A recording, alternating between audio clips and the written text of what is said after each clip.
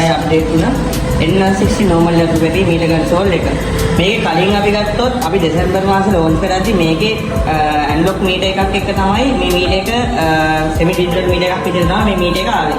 දැන් අපි ගත්තොත් 2025 ප්‍රීමියම් මොඩල් එක ආවත් සමගම මේකේ ප්‍රීමියම් මොඩල් එකේ තියෙන ඩිස්ප්ලේ එකක් තමයි මේකට ඇවිල්ලා තියෙන්නේ. එතකොට මේකේ ප්‍රීමියම් මොඩල් එකේ තියෙන නැවිගේෂන් එකයි ප්‍රීමියම් මොඩල් එකේ මුස් තුනයි තමයි මේ ඩිස්ප්ලේ එකේ අපිට දැක් ගන්න තියෙන්නේ. එතකොට මේකේ Bluetooth icon එක තියෙනවා Bluetooth එක කනෙක්ට් කරන්න පුළුවන්.